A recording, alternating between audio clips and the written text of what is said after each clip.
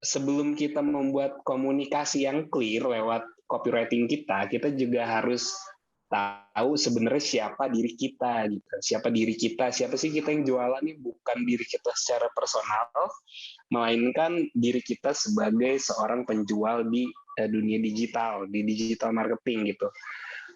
Representasinya adalah sosok yang seperti apa sih? Misalnya kayak yang tadi saya bilang, mungkin contohnya saya jualan nasi goreng yang paling gaul di Indonesia, katakanlah kayak gitu. Jadi kita juga harus sadar sebenarnya ketika kita menjual sebuah produk, kita tuh mau menampilkan sosok yang seperti apa, kayak gitu.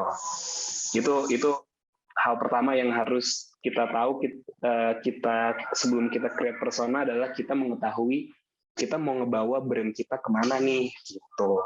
Yang kedua, ketika kita udah tahu menjadi sosok seperti apa, kita juga harus berkomunikasi layaknya manusia gitu. Walaupun kita berjualan di digital, di internet gitu ya, tapi ketika kita udah tahu siapa diri kita sebagai penjual nih, kita juga bisa berkomunikasi seperti layaknya manusia gitu. Misalnya teman-teman menjual skincare khusus cowok gitu, atau sepatu olahraga ya katakanlah.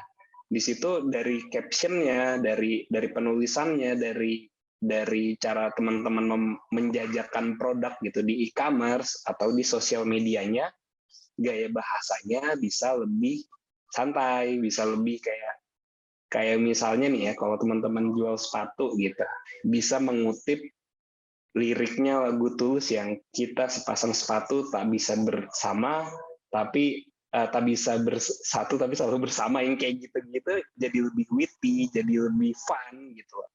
Nah di situ kan kalau segmentasinya remaja atau anak-anak yang mendengarkan Tulus, lagu-lagunya Tulus itu jadi lebih apa ya? Jadi lebih hidup kayaknya gaya penulisan teman-teman gitu. Brand teman-teman pun jadi punya identitas tersendiri gitu, sebagai misalnya, wah ini brand sepatu paling lucu akun-akunnya gini, selain jualan ternyata dia punya karakter gitu, kayak manusia punya karakter, brand pun juga harus punya karakter.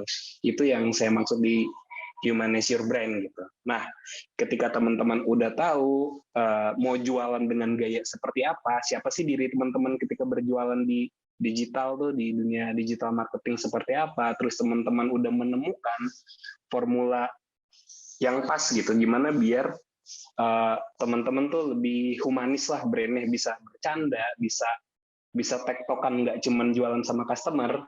Nah, nanti teman-teman bisa bikin guideline-nya sendiri, atau lebih kayak apa ya, kitab sucinya lah dalam berdagang sepatu atau sneakers.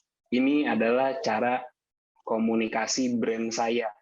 Itu yang disebut guideline atau benchmark.